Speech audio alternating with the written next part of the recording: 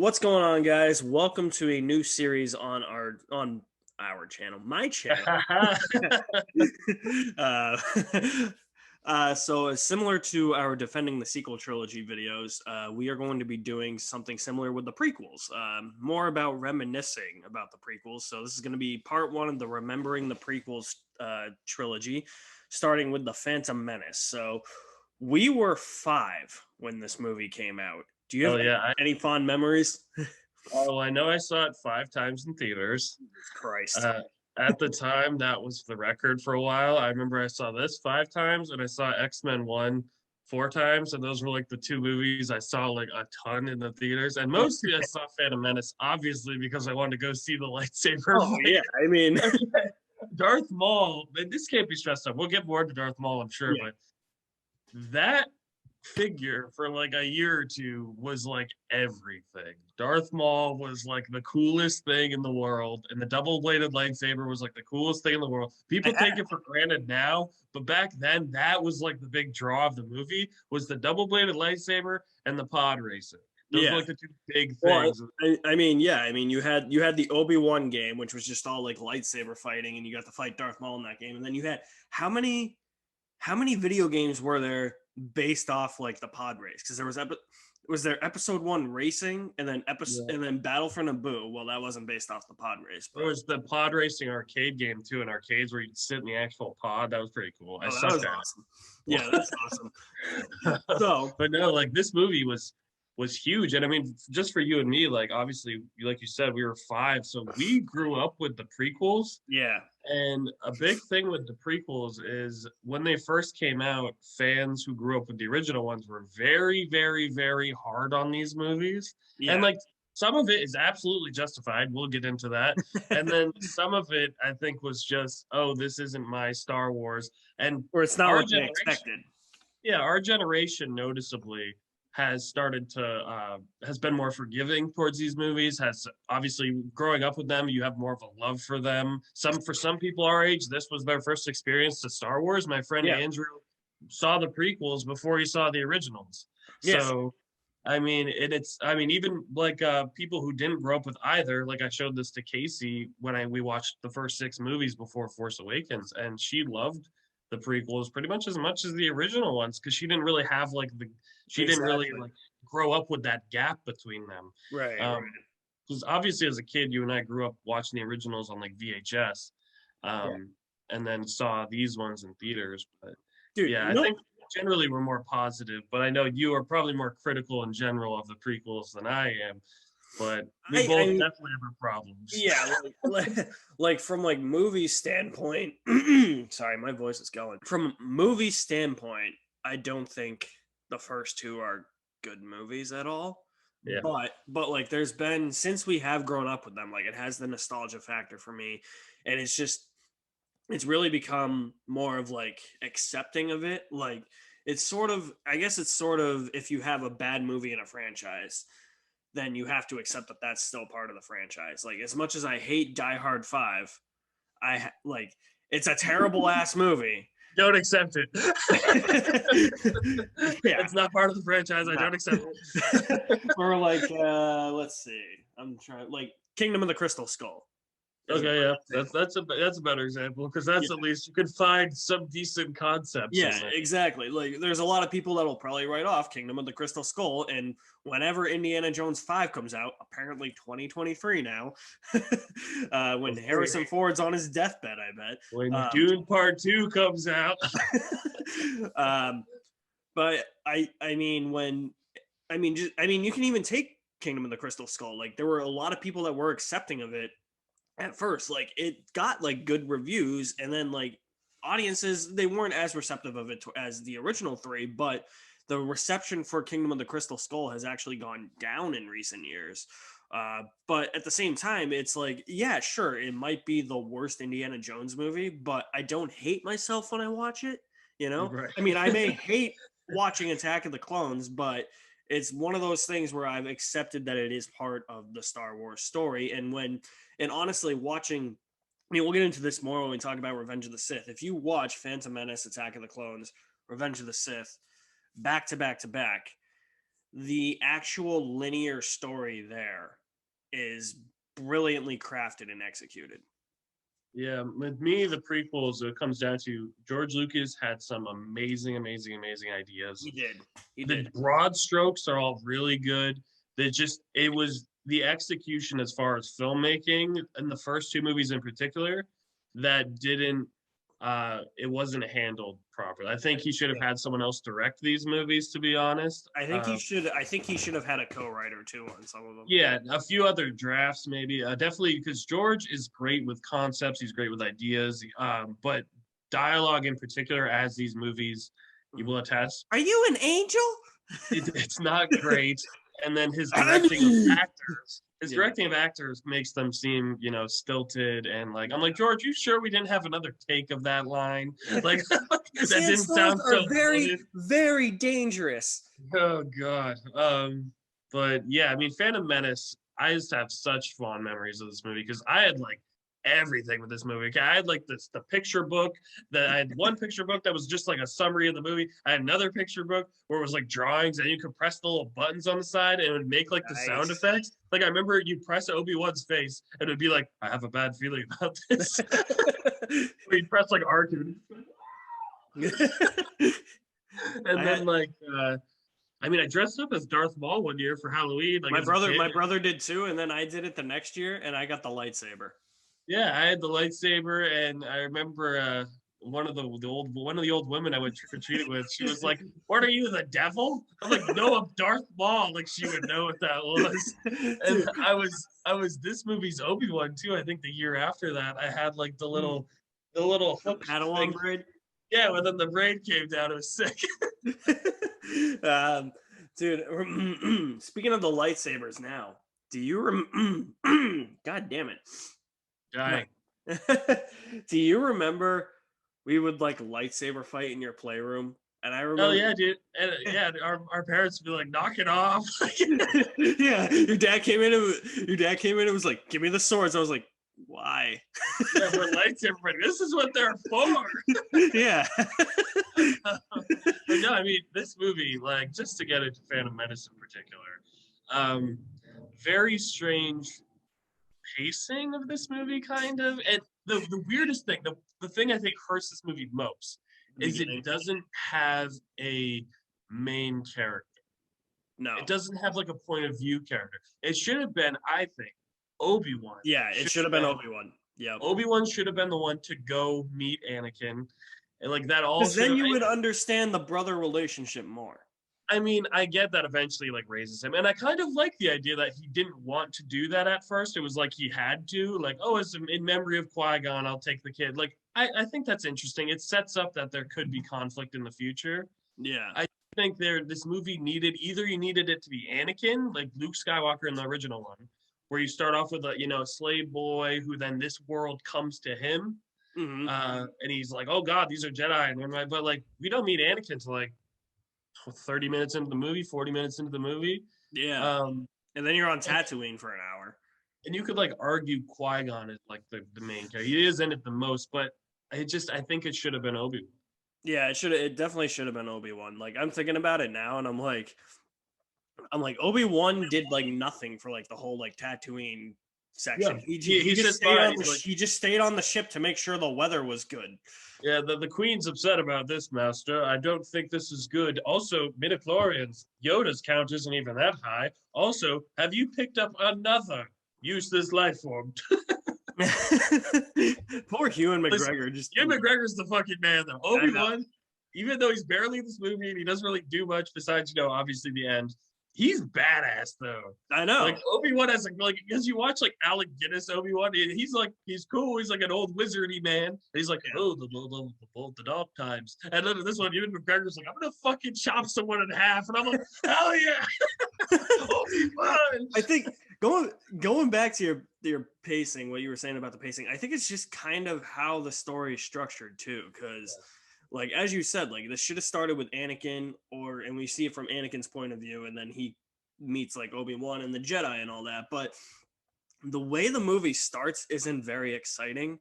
Like it's just about, oh, there's this trade blockade because the Trade Federation has put taxes on the other planets. Now the Jedi have to go and negotiate with the Trade Federation. You have the Trade Federation guys like, this is getting out of hand. Now there are two of them.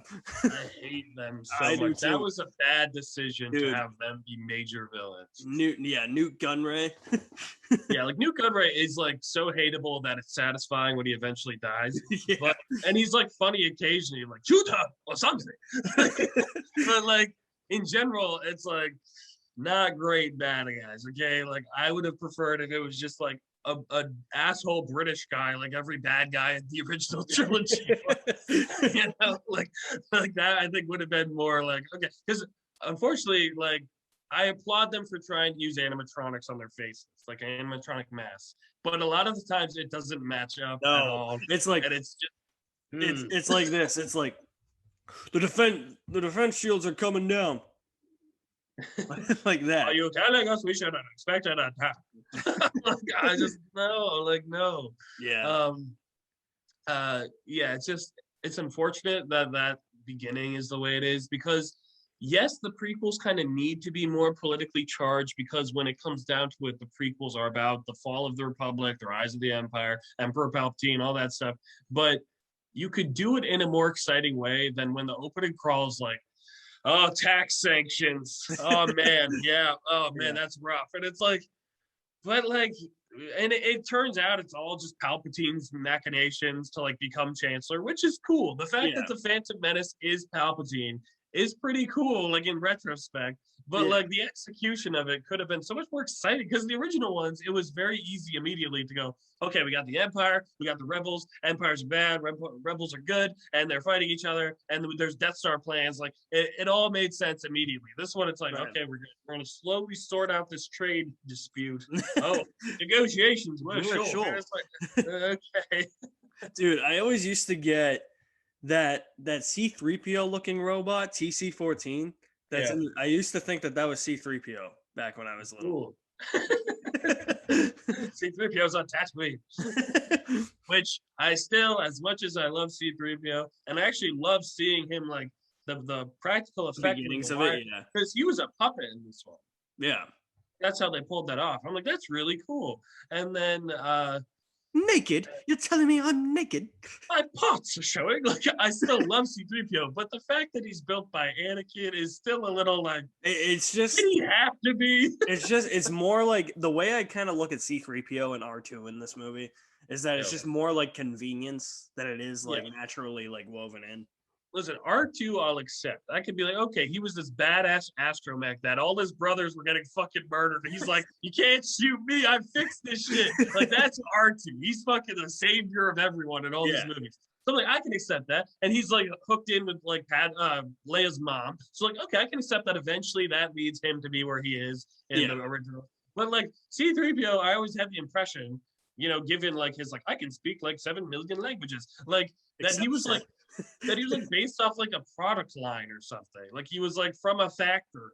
Yeah. And like the fact Anakin either built him or like repaired him or he was built from a different like I can wrap my head around it maybe, but it just that seems like I think I could wrap my head around it more if Anakin was a bit older.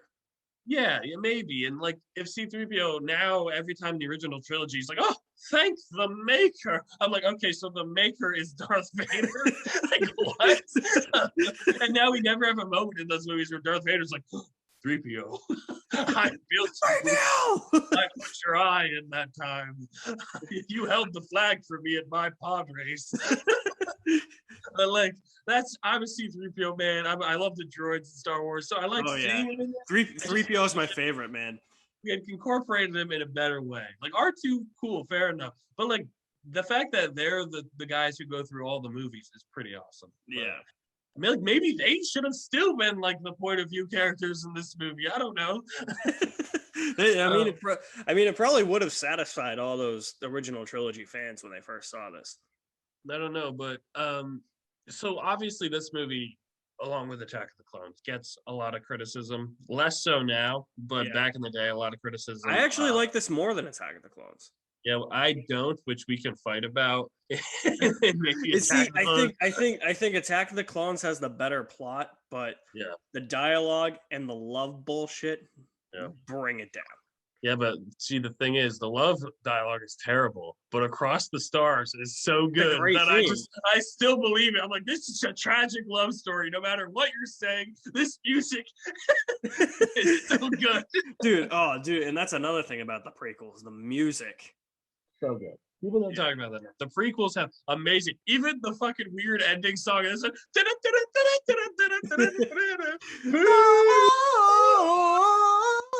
And you have like Boss Nass with that giant ass like ball. so weird. But when that theme links up with the original ending theme at the credits hit, that's an oomph. That's a so good. I like this movie. And then Duel of the Fates. I mean, fucking come on. Okay. So I got a story about Duel of the Fates. Okay. So this movie was so influential in our childhoods, right? That my brother and his our next door neighbor went into my next door neighbor's backyard. He was like big into like making like homemade like movies. They literally my brother taped like a wiffle ball bat blue, and then his friend dressed up as Darth Maul and had like a red like wiffle ball bat, and they started fighting in the backyard. And they're like, "Hey, can you film us?" And so they put on like they had like the Phantom Menace soundtrack, right? So it was just on a giant boombox, and like they're trying to figure out like what number song Duel of the Fates is. So they start playing it, and I like they start playing the CD. So like as they're skipping through, like all of a sudden I hear like dun, dun, dun, like the main like fanfare that plays over the opening crawl. And so he's like, "Yeah, we want number whatever." So they start fighting, and I just hear dun dun dun and dun dun dun dun dun dun dun dun dun. But like something wasn't clicking in my head, and they were like, "Dude, you cannot talk while we're filming this."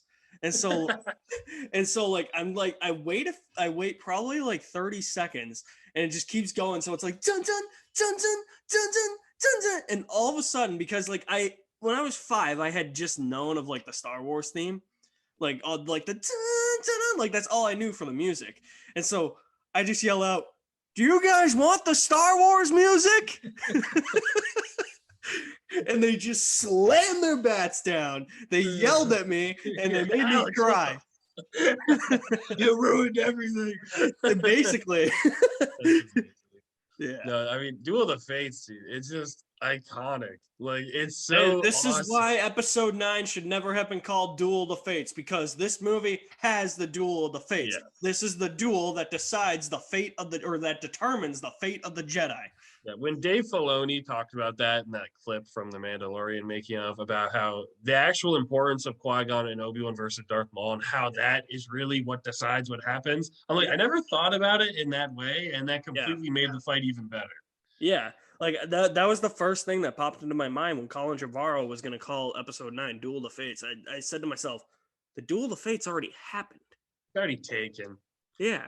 I wouldn't want it to mean two different things. I wouldn't have to like differentiate between like, oh, Duel of the Fates the song or Duel of the Fates the movie. I'm like, no. Yeah, but it's like it's like not even that. It's more for me. It was more like, I mean, that was part of it, but for me, it was more like, yeah, but like the Duel of the Fates for me was Obi-Wan and Qui-Gon versus Darth Maul, Right. Because this whole movie, the Jedi Council is stupid in this movie.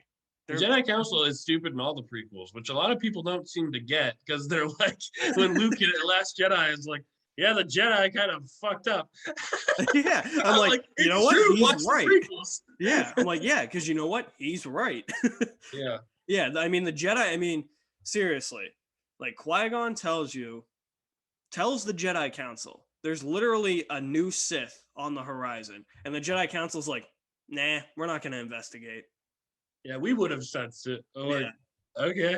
I'm like, would you have? Because you're all just sitting around talking in a room about nothing.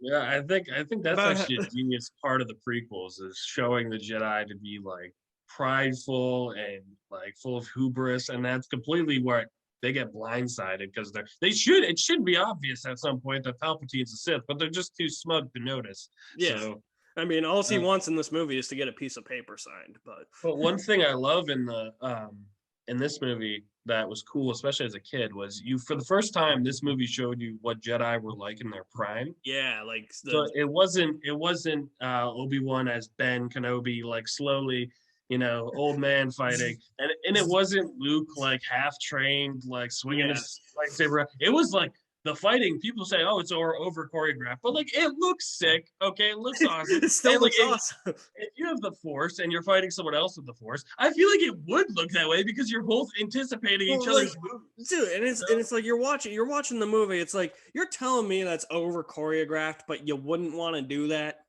Right. It looks awesome. And I'm like, and it was like different type of lightsaber fighting. Like, I mean, it helped that there's a double Yeah, bladed lightsaber. and dude, Um, a prime example I think of like showing the Jedi in their prime. I've always liked that moment in the lightsaber fight where I think it's like the moment where Obi-Wan and Qui-Gon are just kind of like this with their lightsabers, but then they like sync up with the Force, and it seems like that they psych out Darth Maul.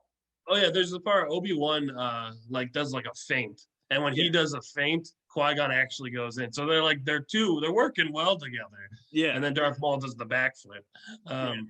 But like just I mean, let's get into a little bit like the characters of these movies. So of this movie. Qui-Gon Jinn, like there's not really that much we don't really get to know him personally that We well. just know that he's stern. He's awesome though, because it's Yeah, Liam Neeson. It's like you want to get like a wise Jedi who's like yeah, also like fuck the council. Then like yeah. Liam Neeson is the Well, way to go. that's what I love about him. Like I mean, honestly, you could blame the whole downfall of the Jedi on Qui-Gon because You could say, he's the one who brought the dude who was prophesied to be the chosen one onto the council, and then he betrayed the Jedi. So but he did eventually destroy he the did. Sith. He did. So Yeah. Qui-Gon was sort of right. He was sort of wrong. If Qui-Gon had lived, maybe he could have helped Anakin. Maybe that never would have I happened. think if Qui-Gon lived, he would have been a great Jedi. I think so. I think he could have helped. I think he could have maybe at least helped Anakin more. Do you think he should have survived? No. Well, okay, here's my thing. And this is just super headcanon, fan fictiony. Yeah. Um, Qui-Gon, I think, and Count Dooku's characters should have been melded. Yeah, or like I'm thinking about it now. Maybe he should have survived and like briefly fought Dooku in Attack of the Clones. Because Maybe. it would have been like, oh, you were my old master, you know? I always have said too. I think, and you could have even done it afterward with all George Lucas's tinkering around with the movies. Count Dooku, I feel like should have been in the council scenes in this movie. Yeah. Like I feel like he should have been on the Jedi Council. We should have known in it, like even just a small part in this movie would have helped establish him in the second movie. Be like, oh, I remember that guy from episode 1. He was on the council. Now he's not. Like that would have helped. Where instead they just talk about, oh, he used to be a Jedi. He would never do this. It's like, but it would have helped, I think, to have seen him in this movie. And maybe even at the end, he gives like an angry look when Qui-Gon's dead at the funeral, like to like Mace Windu or some shit. Like, fuck you, my apprentice is dead. And plus I just love Christopher Lee. So the more Christopher Lee, the better. I know. And you could have done it. George Lucas could have been like, hey, Christopher, we're going to like de-age you a little bit. We're going to film just a shot of you sitting down, and we're going to put that into Phantom Menace right next to new, way we're gonna make you Yoda. We're gonna make you look like Scaramanga. Yeah, we're gonna put you in there. And but Yoda, by the way, as kids in this movie, when we watched this movie, he was on like meth and frightening.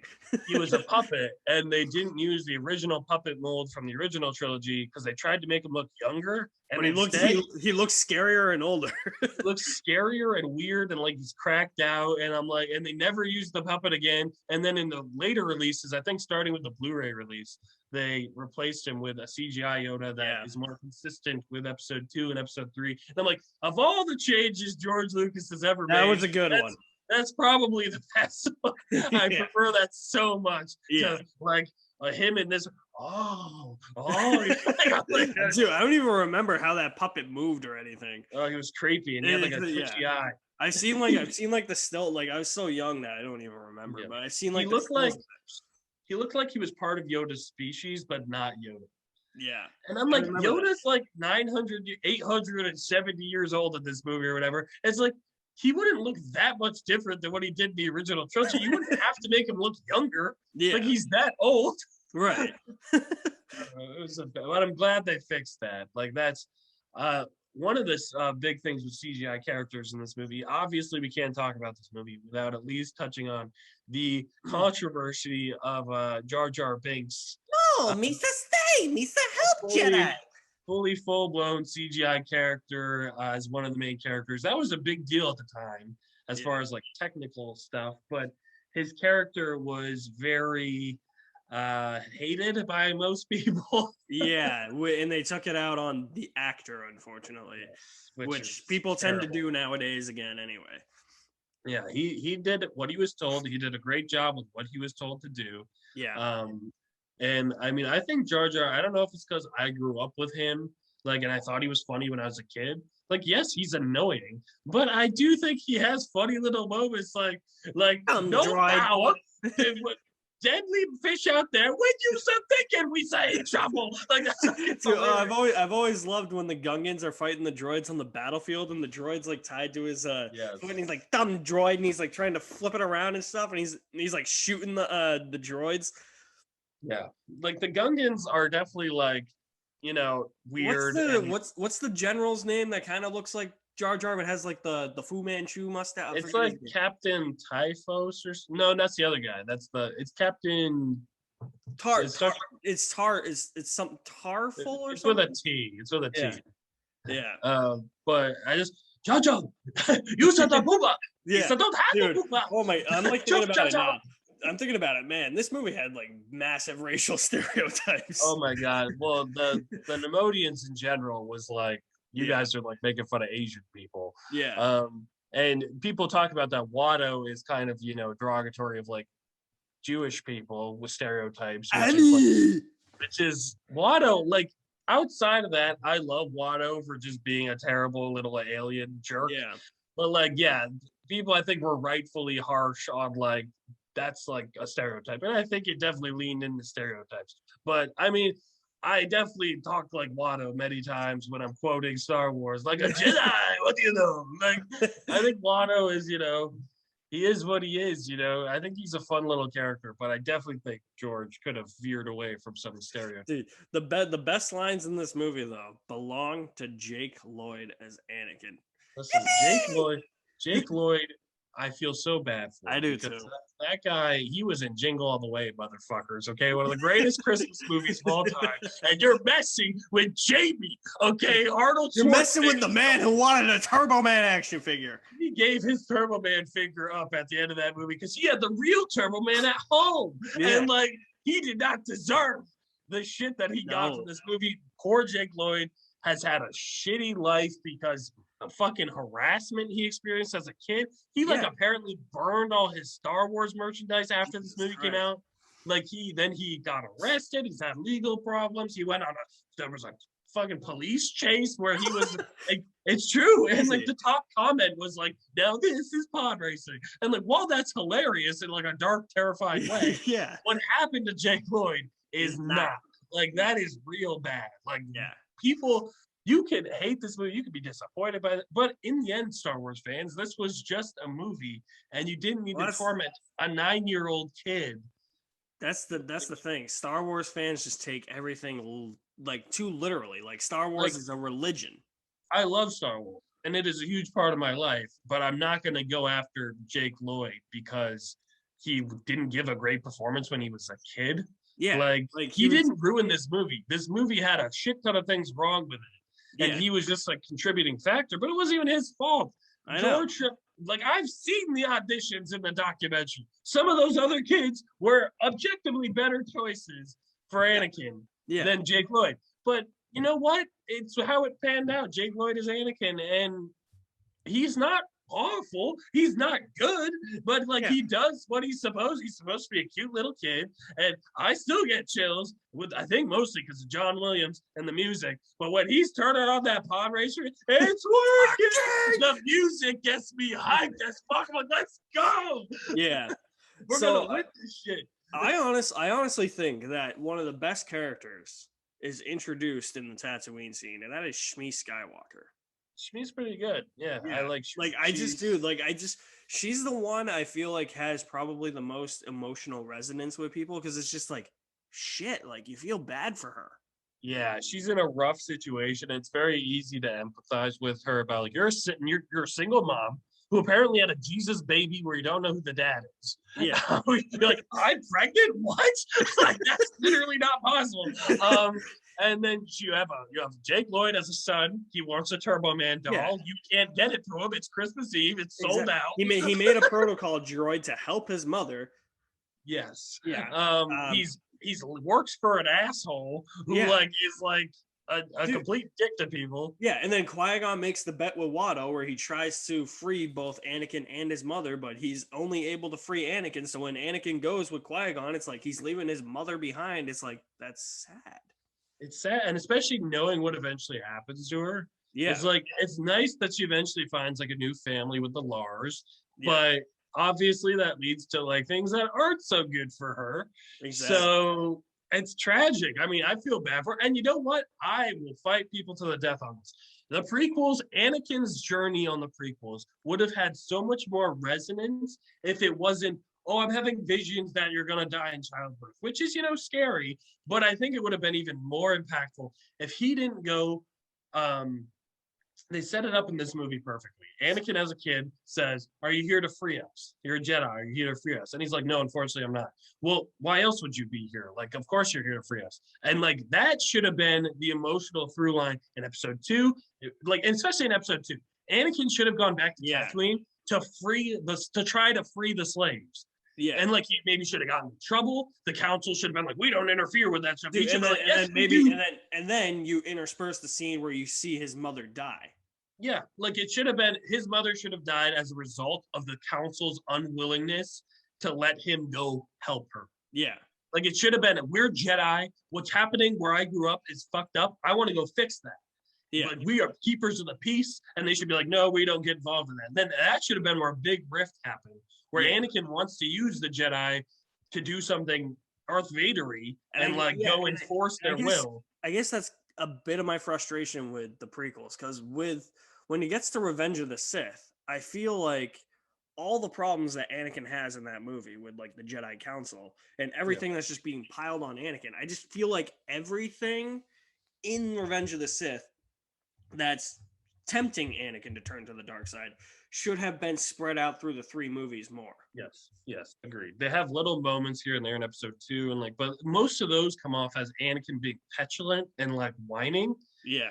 Where it should have, they set it up perfectly in this movie, which even when I was rewatching it this morning, when he said that line, I'm like, God damn it, that should have been what his whole want as a Jedi should have been. I want to become a Jedi so I can come back and free the slaves. Like that should have been his whole thing. And instead, he unfortunately, obviously the episode 2 events happen where it's all about dreams and prophecy, which is like fair enough, but I think that should have been that should have been his emotional through line throughout all these movies, dating all the way back to that one line in this movie. Yeah. But unfortunately, not how it went. No.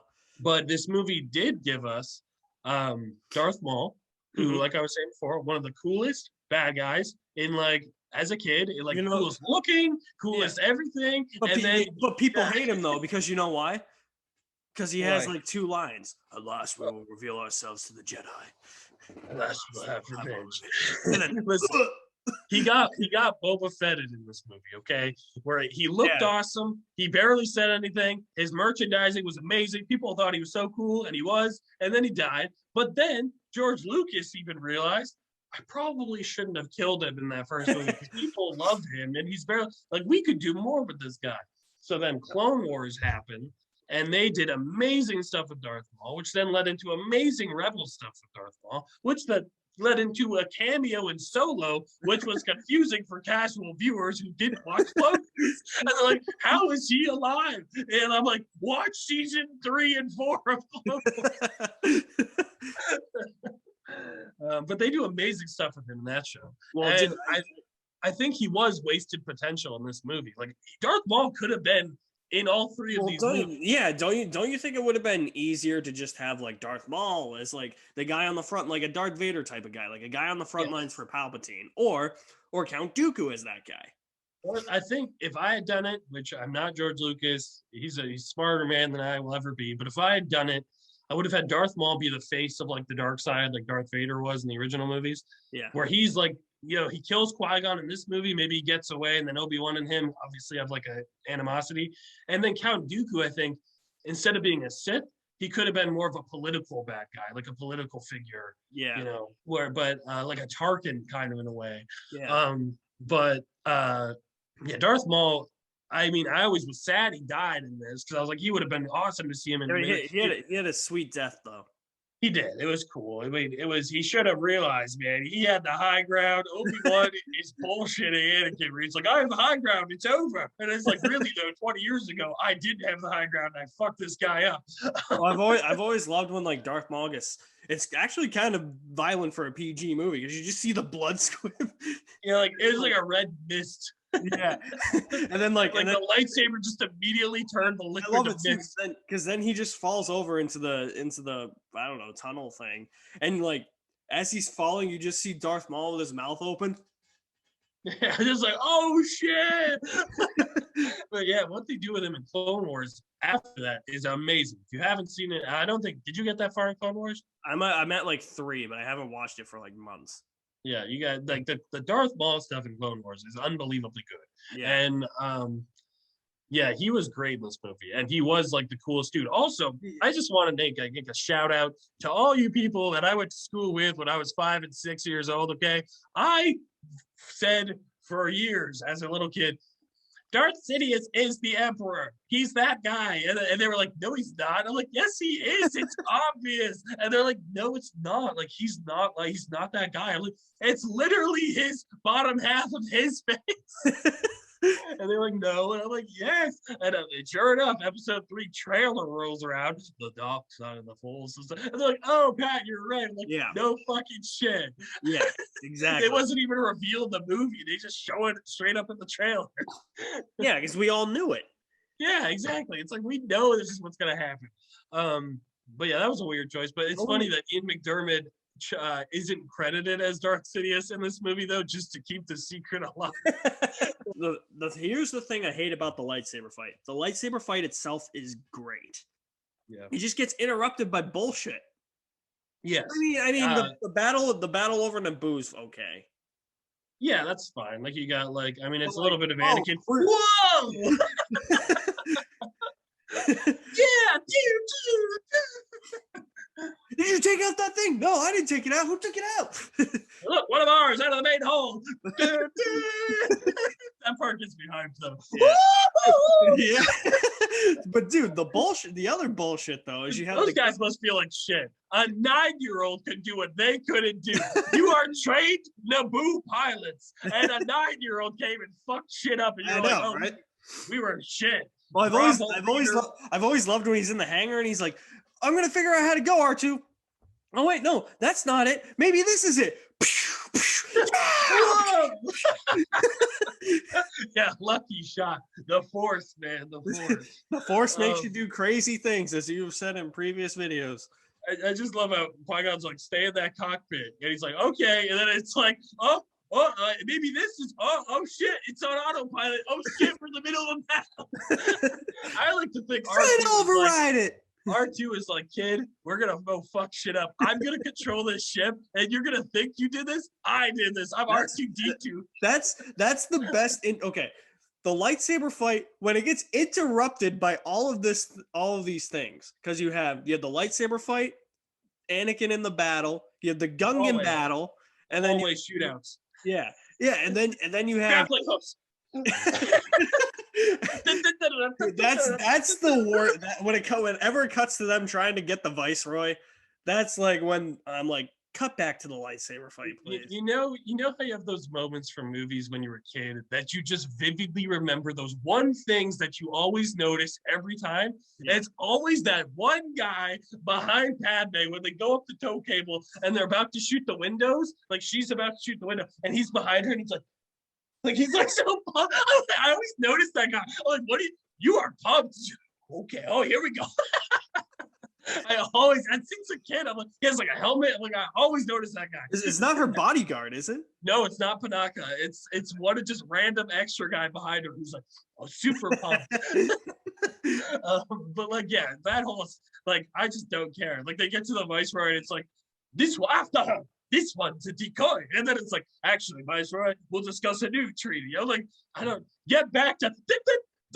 Yeah, exactly. Because, dude, like, I mean, even the Gungan battle's okay. Like the Anakin battle, yeah, that's the best interruption. But it's like, dude, like you interrupt the lightsaber fight for like 20 minutes to cut back to this stuff. I'm like, cut back to Obi-Wan and Qui-Gon, dun, dun, dun, dun, oh, dun, dun, dun, I dun, mean, dun. it's bad when I still remember the like shots that I would have to know for, and I'd like rewind the I know, fast forward the VHS. Like, I exactly. know, like, oh, when Anakin is about to, when it shows his ship cutting through the clouds, that's when I press play, and then it's gonna cut back to the hangar, and they're gonna be fighting, and Yep. then I know that, oh, if you go when after that part where they run through the hallway, after that part happens, it cuts to them on the catwalk. It's like you remember those things because I always fast Exactly. forwarded through the non-lightsaber part. Exactly. Because that's all we wanted to watch when we were kids. Like, Speaking of, that's by far the best part of the movie. yeah, speaking of, I was gonna bring this up when we did Revenge of the Sith, but speaking of the lightsaber battles, do you remember days before school, after school, we would call each other and be like, "I'm watching the lightsaber fight from episode 3." Yeah, I remember Yeah. Which one? Because there's 5 of them. that. Yeah, another great sequence that people forget about or they don't appreciate enough, in my opinion. The pod race. I fucking love the pod. The Yeah. pod race is so cool. There's all these. It's like George Lucas, like, because he loves racing. American Graffiti was like one of his first movies. Like, he loves cars. He loves racing. He loves, and you feel that in those scenes. Like that scene has the magic of Star Wars that I think a lot of the prequel movies don't necessarily have in some places. Got your buddy Jabba. You see, oh, my Jabba, my boy Jabba was there, and when he flicks that one guy off the thing, it's amazing when he falls asleep. Is that it's his amazing. son that's with him too? No, that's Gardula the Hutt, I think. Oh, okay. But yeah, like the amount of different character designs, the pod racer design, the concept of pod racing, where it's like we're gonna sit in the seat and we're gonna strap ourselves to jet engines. It's like the coolest fucking thing. I've always, dangerous. Well, dude, I've always loved when it's like pod racing, and then like you have like I don't know what Anakin's mother and like Qui-Gon and them are like in, but like she's holding that thing that looks like a Nintendo DS, and the iPad. and she's just watching the race, and I just when Anakin's like getting like overlapped or like something's going wrong, I just love the look of disgust on her face. It's Dude, fun. No, the announcers are the best. Little Annie's done it. Oh yeah, they're both just two heads. No, but I love Sebulba. Sebulba is such a hateable little piece of shit. I love him. Where he's like walking on his hands and that puto. Like, it's so isn't it so satisfying when his pod gets blown up? Yeah, and they just I like to think that Sebulba, when Anakin left, was like, thank God. Now I can go back to being like the champion. And then Darth Vader, years from now, comes back and fucks up his day or some shit. I don't know. But Sebulba, I really liked. I thought he was a cool design. I thought, like, he's a Doug, a particularly nasty Doug named Sebulba. Like, I don't know. And all those little kids, like fucking that one kid, let's go play ball. Yeah, I was just gonna bring that up. It's not gonna work. Come on, guys, let's go play ball. Or like Anakin's random little friends, like what's his name, Kickster or whatever. Yeah. Kickster, and then the little like the Greedo species kid who's with him, and Rhodey, and it's the pod race. What I love about it is it's like one of the only, because this movie is slow. Like there's a lot of slow parts in this movie. The pod race is like the first 2 laps is so visceral because there's no music. Right. It's just fucking engines humming and like crashing and like it's and then you get like the close-ups. So it's like and then is it lap 2 where you have the Tusken Raiders? Well, I think that's lap 2, yeah, where you have they're shooting at them, like, it's like, that's interference, ref. Like, what the fuck? But like, you get like, and then Ben Quadraneros, the little fucking little Uncut man. Oh, Ben Quadraneros, I forgot about him. Looks like a little dumpling, and he's like, his poor pod racer doesn't even like start until it explodes and sends him into like fucking the sky. Stratosphere, yeah. Yeah, like that's amazing. Like all these weird little characters, and like then the third lap comes and the music kicks in. It's just so good. It's so good. And then he wins, and you get hyped. You get hyped. Good for you, little shit. I know, right? Like it's so, and like it's sad then, because then you get like, but okay, so I love that part of the movie. And then it's like, okay, that was exciting, right? And then Darth Maul attacks. And Darth Maul was about to run that kid. He was about to run that kid over. Yeah. Darth Maul had no qualms about speeding into that little 9-year-old kid. And Anakin didn't drop. He would have been and he would have been sent flying. And then you just sort of heard, Qui-Gon, sir, wait, I'm tired. Like, Anakin, you're so close to the ship. It's right there. Why? Just wait a minute and you can rest all you want, you little shit. Qui-Gon, sir, wait. He's like, Anakin, it's right there. Tell him about it, Tickle. Yeah, so good. Oh man, yeah, that's a well, cool dude. little I also love that lightsaber fight, despite how short it is, because you think Darth Maul only has one blade. Yeah, I like that. It's cool because you notice the handle's long. Yeah. But like you don't really immediately think like, oh, it's double bladed, unless obviously now he's so known in pop culture that you're gonna know probably. Right. At the time, how mind blowing was that at the time to see a double bladed lightsaber? Dude, it was cool. That was so cool. Dude, it was and like now it's just taken for it was granted. like it was like seeing Kylo Ren's crossguard lightsaber. Yeah, the first time where at first you're like, oh, that's weird, but that's cool. Yeah. Exactly. Yeah, no, Darth Maul, like everything in this movie was like so exciting as a kid, but then you get to Coruscant and it's like, okay, this is I'm like, yeah, I'm gonna check out. I move for a vote of no confidence. That's all that happens. Why is there entire sequence? And then Anakin's just skulking around. Is Padme there? Yeah. And I don't know. Like it seemed like I was saying before, these had to be more political. Yeah. But I don't want them so political that there's literally a scene where like Palpatine's like, oh, these are the bureaucrats. They're the real power in the Senate. I'm like, I don't care. Like, I don't care. You could have had Palpatine's rise in a more exciting way. Yeah, instead of having him sign I voted General Zod out. Yeah. Instead of having him sign a piece of paper. Yeah, like, oh, General Zod got voted out, and now I'm the chancellor. It's like, okay, cool. But like, couldn't that have been more exciting than trade? How awesome would it have been if Terrence Stamp was like a Sith Lord or something? Or even if he just got assassinated, something more exciting. like someone shoots him. I don't know. It's Terrence fucking Stamp. I know. Or he gets poisoned. I don't know. Something. He gets hit by a lightning bolt. And then in episode 3, they show a flashback where it was actually Palpatine standing on a skyscraper shooting lightning. Oh, it's a shame. No, you will die. Oh, man. But yeah, the movie, unfortunately, Phantom Menace suffers from wooden acting because I think of poor direction. Yeah. A lot of amazing concepts. The planet core is a cool underwater idea. Boss We don't care about the Naboo. Tarls. I think it was the other Gungan guy. I think it was General Tarls. Tarls. Okay. Yeah. Boss Nass. Yeah, it's like you have been exiled to Jaja. Misa exile? No, Misa stay. Be gone with him. Like we make you bomb that general. General.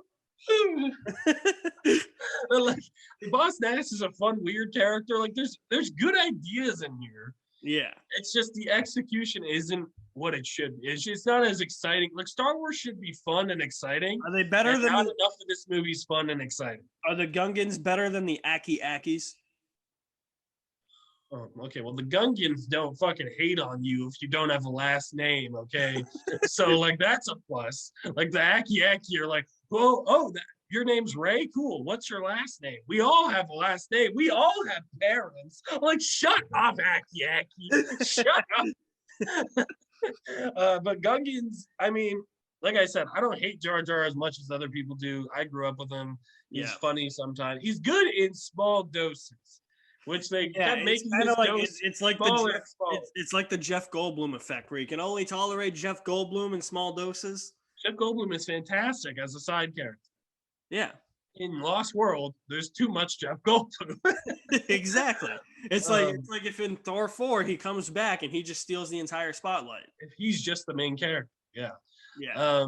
But yeah, I don't know. This movie, I mean, so much of it is just the execution that's the problem. Like the story the pacing should have been, the structure, like you were saying, should have been shifted. The story should not have been about a blockade, taxation. Yeah, no. Padme, like in this movie, she's hard to like as much because her character is so wooden. Yeah. Like I always remember, I ask you to help us. No, I beg you to help us. And it's like there was no change of voice. The beg part should be more emphasized. Well, like, I should feel you bleeding. Did you know Keira Knightley, I think, plays one of the handmaidens? Yeah, she's the decoy. Yeah. Which back in the day, I do think they look alike, but now no. Now it is. Yeah, and I was never huge, and I remember looking at like the Queen back in the day, and I just said, you have this weird like lipstick patch right here. You have like these like, it looks like you have the chicken pox on your face. You also have these like weird hairstyles. I'm like, who does your makeup? Like, I think it's really inspired from like a design choice, but I just think it feels very weird, like compared to like what we saw in the originals. Yeah. Like, it's like, yeah, Leia had the buns, but like these are like her hair is like like how what? Yeah, I don't know. It was a weird choice. And they kept going further and further away from it with the because suddenly in episode 2, it's like, oh, Padme's no longer queen, so you don't have to worry about that. Now she looks more like Leia. I'm like, oh, okay. Yeah, exactly. But yeah, episode 1 is near and dear to my heart as a nostalgia trip.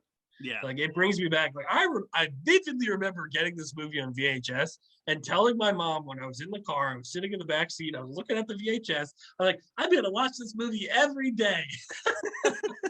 That didn't happen, thank God. But you know, I did watch it a lot as a kid. Like I did not, because you know why? The VHS for this movie was hard to find. Yeah. And then it never came out on DVD until like 10 years after DVDs were invented. It's like the first 2 Harry Potters for me, where I know exactly what part of the movie we're in based on the music cues. Yeah. Like I'm like, oh, okay. Yeah, the dialogue too. It's like I know this movie so well by watching it so much. Yeah. Now how did the Troll get in? Episode 1, I think why, I know we'll get into it with episode 2, obviously, but episode 2 I think is more important to the story, where episode 1 I think because of the time jump it feels so separate. It should have been Anakin as maybe like Luke's age, you know, and that is, I think, would have fixed a lot of problems. I think Anakin should have been like a teenage engineer grease monkey. I would have accepted it if he was like 12 or 13 or something. Yeah, like that. I think that aging him up a bit, having him be a little kid doing all this, just kind of. Well, and then it's like he's like 9 years old, and Padme's what, like 15? 14. Yeah, 14. And it's like, okay, it's weird at this age for sure. Yeah, yeah, like that. He's like, I don't know, like it's too weird in this movie because like there's And like you the hint can't of it, but it's you like he's can't develop the relationship romantically either because they're just kids. yeah, Like exactly. if he had been like a 16-year-old kid and she was like an Yeah, 18-year-old which princess, is kind of like you could at least develop that. it's also weirder too because like he's 9, but he's really small, so he looks like he's like 5. I don't know. It's just it's weird. It makes it harder when they do get to the romance in episode 2, where she's like, "Oh, you'll always be little Annie from Tatooine." I'm like, yeah, it's creepy because you were like an adult with responsibilities, and he was like a baby. Well, Like I it's mean, creepy. it also doesn't help in that movie that he's just like coming off as like this weird stalker too. Yeah, right. Exactly. Make Anakin in general, and people love Anakin. People defend like Hayden Christensen. I will, and we'll get to it with the next 2 movies. I don't blame Hayden Christensen. Right, right. Um, I think Anakin in general was written not as he should have been. And the Clone Wars show was like, oh, you know that Anakin you thought was going to be the Anakin in the prequels? Here he is. He's amazing and he's Right. brooding and he's funny and he's all these different things, which in these movies he comes off as like a whiny child. But you shouldn't need the Clone Wars show to fix that. No, it's nice that it does. Yeah. And I'm hoping now that there's confirmation that Anakin is going to be in like the Obi-Wan show and the Ahsoka show, and Hayden Christensen's I coming think back. it'll be better. I think he'll be better with better writers. I think so, and better directors. And I'm hoping they'll meld the writing so that the Clone Wars Anakin, Hayden Christensen Anakin, kind of become one. Yeah. Because there's a bit of a disconnect right now. But that's off topic from Phantom Menace. But in general, Phantom Menace, I think, is not the best movie. Yeah. I like objectively, I think it's slow. I think it's got some really awkward dialogue and it's stilted in places, but there's some really cool stuff. The lightsaber fight, the pod race, seeing the Jedi in their prime, the worlds, the imagination of these worlds. Coruscant as a world, amazing. As a place where the plot is taking place, boring. Yeah. Tatooine was cool to see again. Naboo is an interesting, beautiful planet with a weird undersea culture. Like the planet core. That is cool. Yeah, I don't know. It's episode 1. I think I still like it just from the feelings it brings up of my childhood. But as a movie, it's definitely a big step down from the original trilogy. Which I think it was going to be anyway. Yeah, I mean, it's tough to recapture that magic. Yeah. But it definitely could have used like another few drafts. A different director, I think, would have done this movie a lot of good. Like if Steven Spielberg directed this movie, this could have been amazing. Yeah.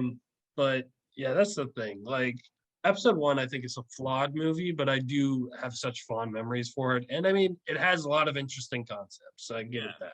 That's the thing. I kind of look at it as like the springboard for the actual like prequel story of like how Anakin becomes Vader. And I mean the sequences that you mentioned, like there's just too many things that are good in those sequences. Like I've seen people nitpick the pod race where it's like you don't see like a right-handed perspective of the pod race. It's like the camera's always on the left side only. I'm like, yeah, but the actual race itself is what matters. Like I get it. Like some of the filmmaking is in that sequence isn't the best. Yeah. But like that all kind of goes out the window when you're having fun watching a sequence like that. Yeah, and Star Wars, so much of the charm of Star Wars is just spending time in that universe. Right. Like, and I think in the people say, the prequels are too clean, like it's too, and I honestly think a lot of that's true. I would have preferred some gruffy dirtierness, some just like a bit more lived in like the originals, but I honestly think that's also intentional because they're trying to visually show you you're living in a different era than the era that we know from the original. This is 30 years beforehand. Yeah, and this is before there was a war, before there was an empire. Like I think they're trying to visually tell you, yes, things are nicer to look at and it's not as like lived in and beaten down because the universe hasn't been beaten down yet. Right, exactly. There is one thing I've never understood, though. Original trilogy and sequel trilogy. I mean, I guess it makes sense in the long run because it's like, okay, this is like an upgrade over that, but like, why droids? Like, don't they know that the Jedi are just gonna cut them in half like that? I mean, yeah, but I mean, I'm a fan of the battle droids, and Roger. Roger. Coruscant. That doesn't compute. You're Yeah, under arrest. It's so good. I also love just later on how they keep getting maybe better programming, but they get more of a personality for that one. Does something for Grievous. You're welcome. And they're also fantastic in the Clone Wars show. Yeah. They have really funny deaths. But yeah, I mean, that was kind of the thing. George probably knew we're going to be seeing way more Jedi in these movies. Yes. So we're probably going to be seeing way more lightsabers. So we can't really have the lightsabers be chopping people in half all the time or chopping heads off. But we can chop the heads off of droids, and we can chop droids in half. So let's just use droids as like the bad guys. Yeah. They're not very formidable, but that's kind of the charm. They're just these weird little stick guys. Like I'm thinking about it now, and I'm like, you know what? Maybe like the precursor to the like maybe the separatists thought that this was actually like a good idea, and then they were like, well, shit, it's not. Well, I mean, like in numbers, they seem okay. Like they kind of fuck up the Gungans at the end because there's just so goddamn many of them coming at you, just shooting. They kind of Jedi too, and on Geonosis. Yeah, like I mean, that's the thing. I think battle droids, it's quantity over quality. I think they're not formidable themselves, but if you had like 10,000 of them, they'd probably be pretty tough. Yeah. But yeah, it's the prequels, I mean, are a mixed bag in general, and episode 1 and 2 particularly, but I have such fond memories for them. Like episode 1, I think about that poster, that iconic, amazing poster of Anakin with the backpack, and then the like shadow of Vader. Yeah, it's so good. Like that's really cool. What a Phantom Menace for you? Like, what does it come down to for you? Like, I mean, I think it same kind of like nostalgia factor. Like, you know, I mean, there's good ideas and there are great scenes that prevent it from being like a completely bad movie, you know? Yeah. Like I don't think it's a good movie, but like I mean, I'm happy it's part of the Star Wars story, and I've been more accepting of it in recent years. Just as now I'm starting to get more accepting of episode 2. We'll talk about it when we get there, but nice. But like you can't have Star Wars without the Phantom Menace, Attack of the Clones, or Revenge of the Sith. Like even if it's not the way that you wanted it to play out, it is what it is, you know? Well, I think it's interesting because so many people now that get into Star Wars, like the question is always like, what order do I watch these in? Do I watch these originals or prequels? I always go originals first when I introduce it to people because I don't want their first impression of Star Wars. You want the surprise of Vader being Luke's father to be the first. That as well. But I just wouldn't show them Phantom Menace as like an introduction to Star Wars. Yeah. Like I wouldn't go, this is Star Wars. I'd go, A New Hope. This is Star Wars. Like this is what Star Wars is at its core, what it initially was. Like Phantom Menace, yes, it's chronologically the first one and is an introduction to the universe. A lightsaber! It's a Sarlacc pit. I thought you were blind. Yeah, I just wouldn't use it as an introduction movie. And I know George is like, oh, you can watch these. It's gonna be one, complete story, and you can watch it chronologically. I'm like, no, George, this isn't a good introduction. No, this is a good exposition backstory, but of a story we already know. So, yeah, exactly. Yeah. That's kind of my thing. I think this movie falls into the trap of just having after they get off of Tatooine, just having nothing happen for 45 minutes. Yeah, the Coruscant part is a big downer. Yeah.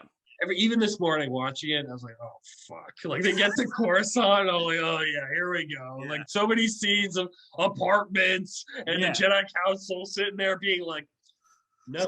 Train him, the council will not. Agree with you. And then 20 minutes later, agree with you, the council does. Yeah, it's just, it's interesting. The council itself is interesting. Samuel L. Jackson as a Jedi could be cooler than he is, but Mace Windu's pretty cool. Well, now we have to figure out which was destroyed, the Sith or the Master. And then the camera pans right over to Emperor Palpatine, right there. We're like, hell yeah, there we go. Yep. But then we go from that scene where it's all somber. Oh.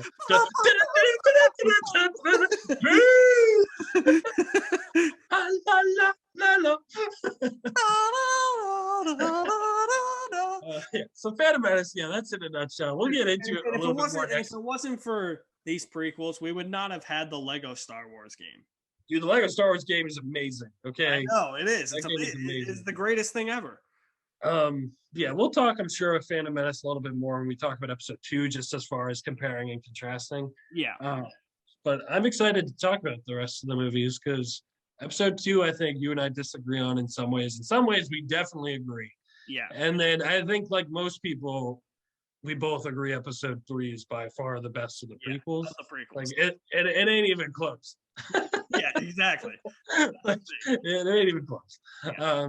But yeah, episode 1, it's definitely a movie. A movie from my childhood that may not be a great film, but I still enjoy overall. Yeah, same here. Yeah, I don't hate myself when I watch this movie. So, unlike probably Attack the Clones, but that's gonna conclude this episode of Remembering the Prequel Trilogy. Pat, where can they find you? You can find me on Twitter at this Pat guy, where I talk about movies and stuff sometimes.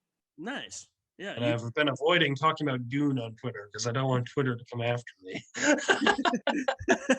It ain't a masterpiece. It's good. Sure. It's better than the Phantom Menace. I will say that. It is. I liked it, masterpiece though. but it isn't the end all be all. Yeah.